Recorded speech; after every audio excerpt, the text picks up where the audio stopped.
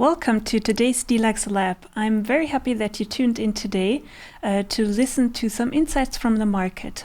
We're very proud that the format of the DILAX Lab was such a success for the last times. So we are inviting on a regular basis people from the industries of public authorities, transport operators, city developers, and also shopping centers and retailers. I am Julia. I'm head of sales of the solution department at DILAX, and I'm together with my team. We are addressing all these industries to get all of our customers to work with data. DILAX is gathering this data through sensors that we put in place in vehicles and in buildings, and we analyze the data through our software products, which are DILAX Enumerys and DILAX Citizens. This DILAX Lab today will take around 30 minutes. So if you have any questions along the way, don't hesitate to address them directly into the chat. Or if you have questions afterwards, you can send them to webinar@dilax.com. 2 weeks ago, we had our big sensor launch of the SLS 1000, the DILAX Structured Light Sensor 1000. Where one of the topics was to detect objects such as wheelchairs, prams, or bicycles. And with the DILAX Lab sessions of today and the next ones to come, we want to follow up on the DILAX launch event and the SLS 1000. Today, what we're addressing is the part of how to use this data on wheelchairs, for example, to address inclusive mobility. And first guest in our mini-series of the DILAX Labs is here with us today. Our guest is Tally Hatzakis. She's a senior research analyst at Triliteral Research. Her research focuses on socio-technical change management, trust building, and she worked on many EU-funded projects with regards to different technology fields. Recently, she has joined the TRIPS project, which is concerned with dismantling mobility barriers in public transport. So welcome, Tally. We are very happy and proud today to have you with us, and I'm very excited and thrilled of what you have to say. Thank you for having me. So before we get really into the topic, Tally, could you tell us in a very few words what the TRIPS project is about? So the TRIPS project is looking at accessibility barriers and trying to define new ways of designing transport systems so they are accessible. We see our innovations in this field in two ways. One is we design a process that engages disabled users themselves into open innovation for designing these accessible alternatives to mobility systems. So we want to directly engage them in the process, much like this, in the spirit of open innovation, in the spirit of co-design, co-creation, and crowdsourcing. So this is the process innovation of the project. At the same time, we want to put that in practice. So we develop solutions, practical demonstrator solutions of how we can engage the disabled users and, of course, the transport ecosystem in co-designing solutions in 7 cities. 7 European cities such as Zagreb, Sofia, Bologna, Brussels, Cagliari, Lisbon, and Stockholm. So all over Europe, basically. Europe, yeah. And during your research, which is concerned with socio-technical change, what are the main challenges that you see in the TRIPS project? What have you come through? Okay, first of all, we need to see the transition, the making of transport systems accessible is in itself a socio-technical change. It is, of course, it requires technological innovations and inventions that can make transport systems and urban infrastructure accessible. And there are pockets of such inventions everywhere. More fundamentally, though, is about implementing these innovations at scale and making sure that they become the norm and business as usual. Mm-hmm. That requires a big change in the way we as society prioritize transport investments, how we fund such innovations, the standards of procuring such vehicles, and even change the way we think about accessibility. So far, accessibility is a door-to-door issue. It's not a bus issue or a tram issue or a station issue. It's a door-to-door issue. So we have to see it holistically. That means that we need to break down some of the institutional barriers between urban and transport planning, for example, and the involvement even of social security systems in the development of these solutions, because effectively they are the ones who subsidize some of the equipment or some of the IT technologies required nowadays to onboard smart mobility solutions. For example, to rent an e-scooter or a bike, you need smartphones, you need apps. So, yeah, we need to break down the barriers. Yeah, sounds like a lot of challenges, actually. But let's go through them one by one, so that we also get an idea of what we could, what the changes need to be to shift the mind, actually, to stay focused on this project or on this challenges, and to also see, what practical things our audience might take into consideration when building the timetables, for example, or new lines, etc. So, what would be your visions if you think of the of your projects that you're working on right now? Okay, so the big mentality change is for everyone around the table. And this, I mean, the transport ecosystem, the policy maker, the mayors and the public, the municipalities, and even NGOs for disabled people, to sit around the table and think of the accessibility as a door-to-door issue. Because if only one bit of the journey breaks down in terms of accessibility, the whole journey is inaccessible. So this is a big mentality change that needs to happen. To give you, then we need to think about the prioritization of our investments. So, for example, I'm thinking of big investments that happen now in terms of e-scooters, in cycle lanes, in bike sharing. To what extent we are designing and prioritizing the accessibility of this new infrastructure, ensure that it doesn't leave people behind.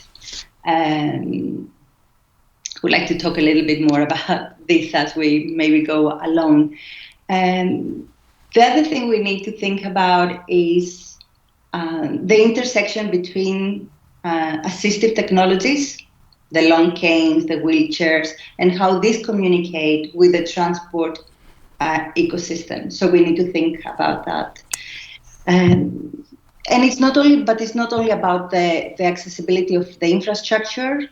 We need to think about the accessibility of the information. Yeah. So the information accessibility is a big thing. One of the things that comes out of our mobility survey is that no matter what is your impairment or no matter what barrier you are facing, an accessible journey planner that provides people information about the accessibility of the door-to-door journey and give real-time information. So for example, if some elevator in a station has broken down, to choose an alternative, it's really paramount, and it will help people across the board. And it will also motivate them to go out more and, for leisure purposes, or to venture to new destinations, because unless you know that you're not going to be stuck across the journey, you will not dare, if you like, to socialize or to go shopping. So information, transport information, real time transport information about accessibility is paramount. And not only the information, but also the information being provided in an accessible format. So you need to give different information to blind people, to deaf people, to people in wheelchairs. So we have to consider the accessibility of information per se. So to summarize, the ideal or the vision would be to change the infrastructure, to provide the information, and to provide it in a way that those people who are concerned can access it easily in a way which is appropriate to their needs. Yes, exactly. And then there's a question which comes to my mind: who is concerned by the mobility barriers? Is it only people in wheelchairs, or is there other people too? You know, it's more, usually when we talk about mobility barriers, everybody have a person on wheelchair in mind. And this is, of course, correct, because they do face, and it's very obvious that they face mobility barriers. But it's not only them. Blind people face a lot of barriers. Like part of our survey, I was reading a comment in one of our open questions, and it was this blind person who was saying, I am sitting in the bus stop and I really do not know which bus is coming, and I don't know if the bus in front of me is the right bus for me to take. So you have to rely on asking the bus driver, and it's busy, or rely on people next to you to tell you this information. So blind people, of course, but also people with hearing difficulties, they find it very hard to know whether there is an announcement, for example, or a delay or a change in platform. We don't think about this as mobility barriers, but it's so demotivating and so stressful for people. And also people with hearing difficulties, it's not obvious in terms of other passengers that they face some sort of disability. The same goes with people that suffer for claustrophobia, for example, or panic attacks. It's not obvious that they suffer from something. So there's lack of consideration from our part as society. And this is also a mobility barrier. But aside of the people with disabilities overall and all the categories, we work with them, but because they face mobility barriers often since birth. But let's think about us breaking a leg or breaking an arm. For a while, we're facing mobility barriers, or mothers who have a child and they're pregnant and they have to push a pram. They also face mobility barriers. The elderly, my God, like Europe has a demographic consistency that we are all growing older very fast. So the elderly are frail.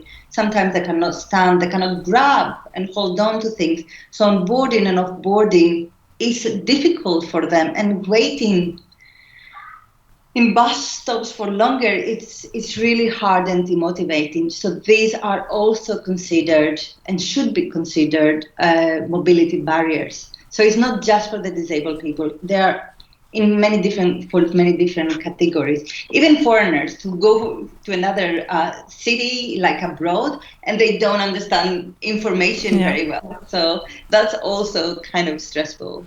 Yeah, it could be even for someone who's traveling a lot, but then you arrive somewhere you can't read the language. Yeah, you're completely right. 2 weeks ago, during our sales launch, or the launch of our new sensor, I was talking about my own experience, because I was living in Paris and I had to go up and down the stairs with my luggage, and this is of course one barrier I could think of my own experience. But luckily I'm not always in this situation, and I also could not think of all the different challenges that people could face. So why is it especially so important to you that all of the stakeholders work together on the solution? What has been happening with accessibility so far is that we did accessibility by proxy. So accessibility experts sat around the table and advised transport operators about accessibility issues. But that's not good enough, because fundamentally, even with the best of intentions, you cannot empathize with, you cannot experience really what it means to live with an impairment all your life. And it's not just the impairment per se, it's the things around the impairment as well. Unfortunately, in our society, disabled people did not have the same access to education. They don't know foreign languages. They don't have access to or comfort in using IT technologies. So it's not just the mobility issue that we need to tackle. It's the issues around the digital divide, the affordability, that we need to look at it from a holistic point of view. So accessibility experts deal with the mobility issues, but they do not understand all the issues that surround the impairment and the disability.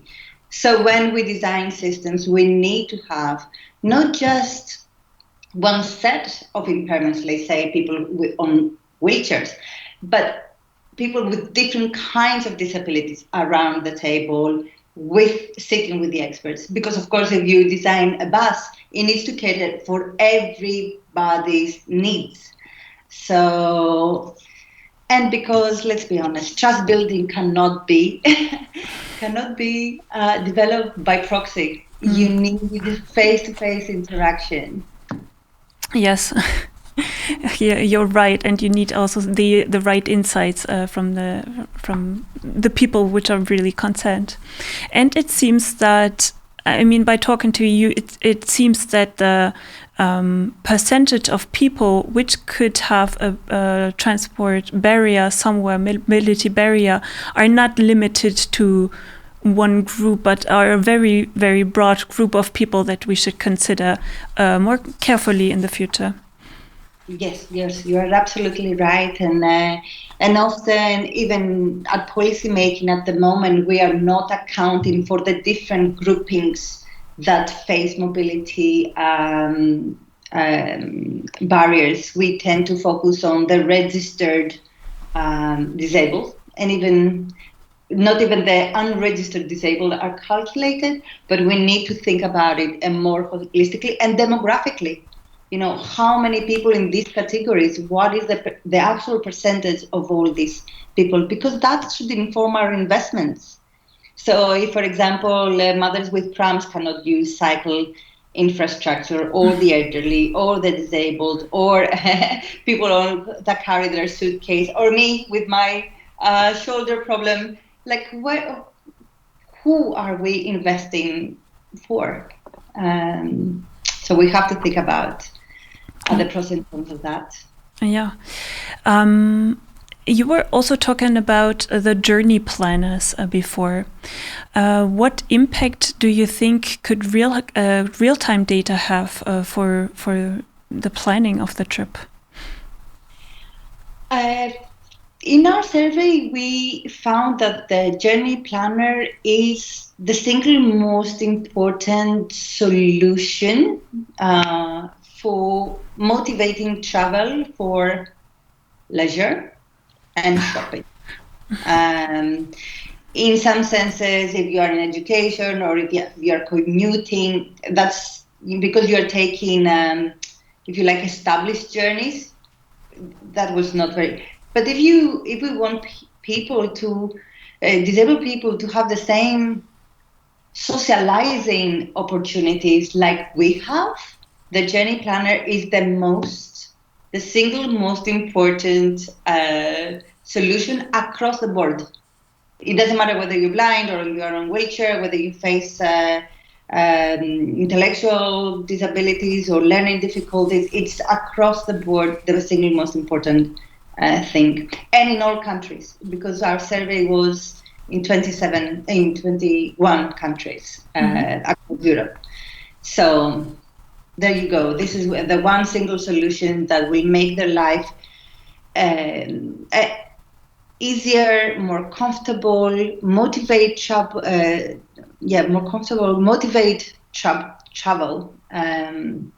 for them, and make them feel safer. I mean, we had a meeting yesterday because yesterday was the day of independent living. True. And there was this lady from Finland who was talking about a guy on wheelchair who basically was left behind by the last bus. So literally he spent overnight in the bus stop twice. And this is just unacceptable. It is. So a journey planner would have, with real-time information, would have said, don't leave your friend's house, don't leave your house, just stay at your house, or leave earlier, or leave tomorrow. But certainly would have helped him avoid staying overnight on an empty bus stop. This is not right. So. You're absolutely right.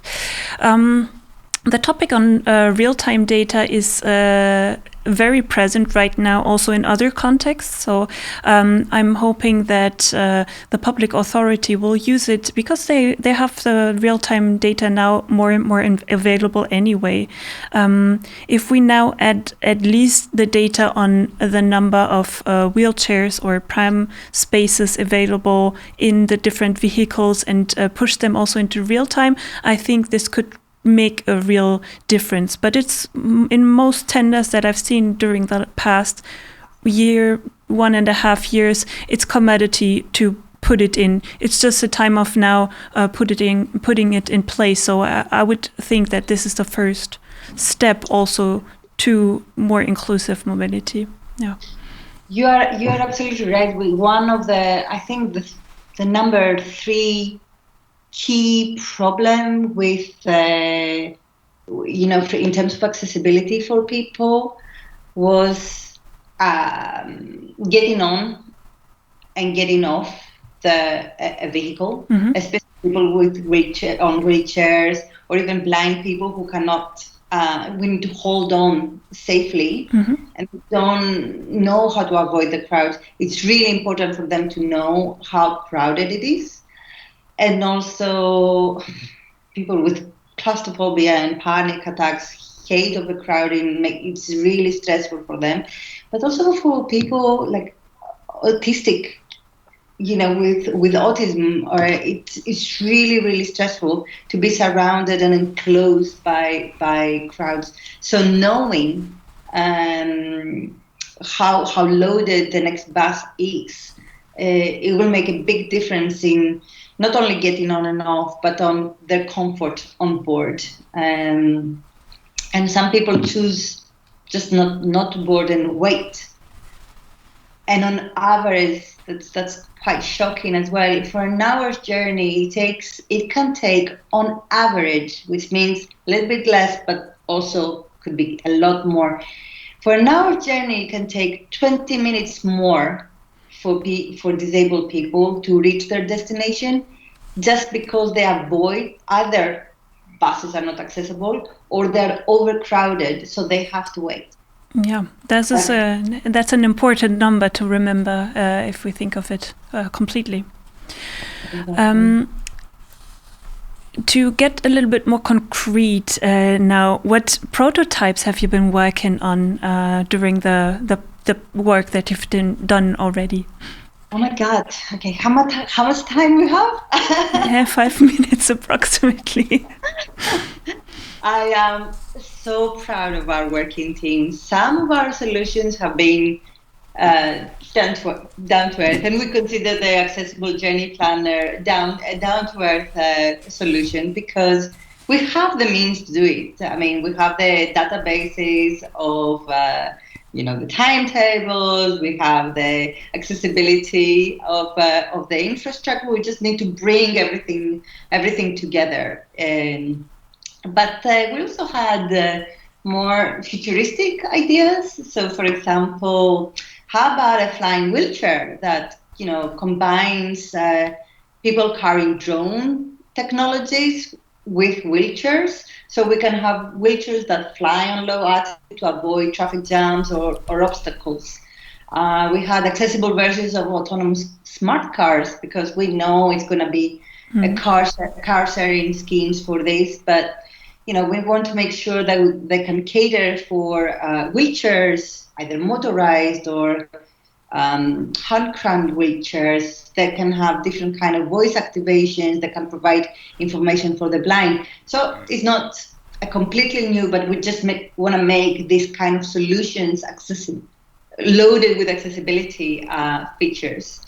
How about rapid mobile walkways where you can onboard and you can go around certain points of the infrastructure, and this is really important if you think about large station interchanges, where we need to invent or sign accessibility routes. We think about that. How about the travel buddy robot that can carry? It's really difficult to be on a wheelchair and carry your suitcase.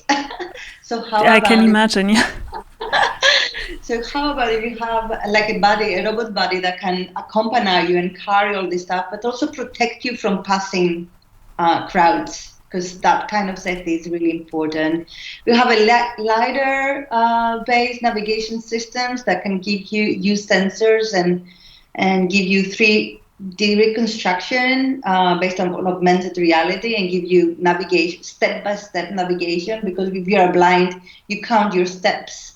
Mm-hmm. You can in 300 yards, you don't know 300 yards, like in 5 steps turn. So it can provide information accessible for maps.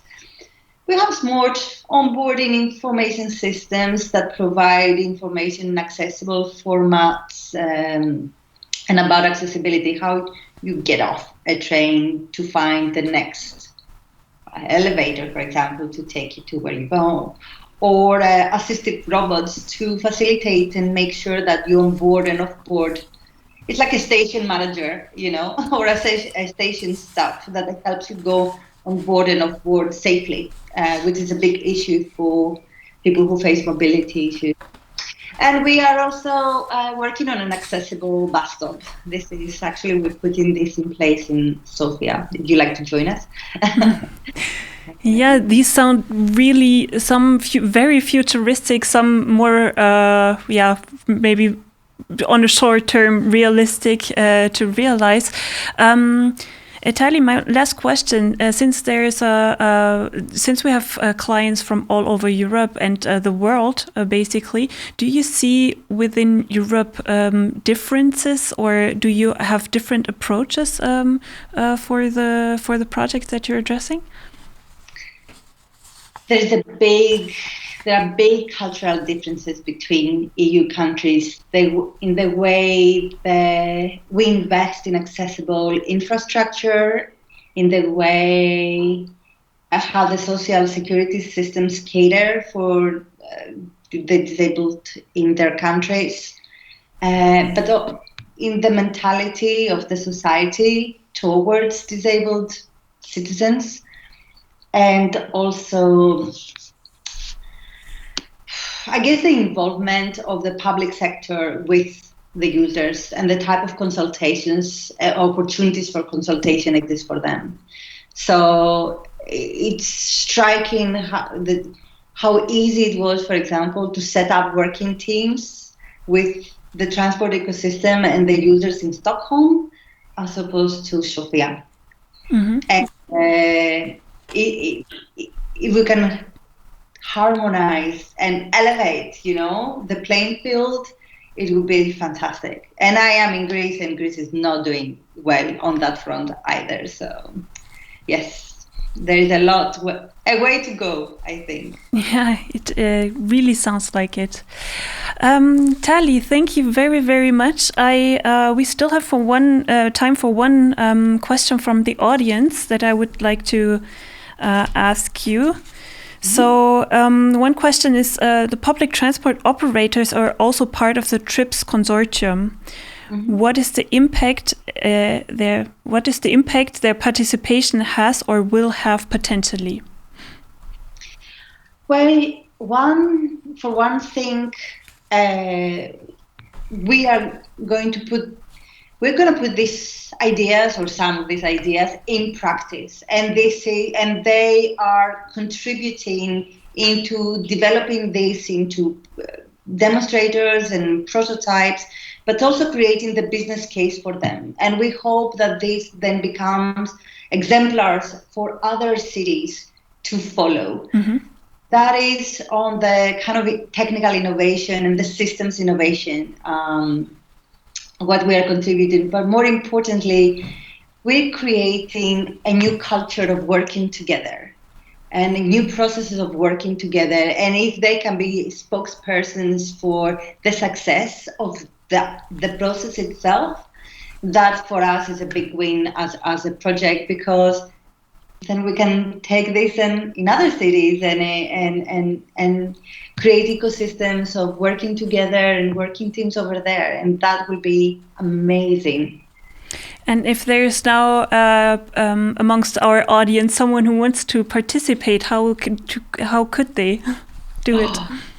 That would be amazing. So if you are located in any of our cities and you speak the local language, so if you're located in Lisbon, Zagreb, Bologna, Cagliari, Brussels, Sofia, and would like to be involved as an expert, as a transport expert in our working teams, and offer your ideas, your suggestions, help us understand the barriers of the sector, explore avenues that we haven't thought about, and be part of the working group, that would be amazing. Please contact me. I don't know whether, Julia, you're going to give some information about how to contact me. That would be in fantastic. the chat. Yes. Yes, thank you. Also, another thing that we are trying to do is lobby the sector towards developing a joint innovation agenda and a joint innovation roadmap for solving accessibility, and understanding what we can do now in the short term, in the midterm, and the long term, and work towards that. And join forces between users and transport operators to sign a memorandum of understanding around the political changes and the policy changes we need to see, so we can go together to the policymakers and to the politicians and say, can you please promote or progress this to free us from some of the institutional or legal barriers so we can make accessibility happen. And I would welcome any of your involvement in any of these three fronts. Sounds like a good plan, and I hope that the DILAX sensors or the analysis softwares will be part of it, because I think we could also participate a great part in it. And I thank you very, very much, Tally, for all your insights and information that you gave us today. Thank you so much for having me. It was a pleasure talking to you, and I welcome your R&D colleagues. Join us. Yes, totally. So thank you also to our audience. If you have any questions, concerns, or ideas for future DILAX Lab topics, don't hesitate to send an email to webinar@dilax.com, or you can also follow us on LinkedIn. The next webinar, the next lab will take place on the 27th of May. So yeah, we will welcome you again.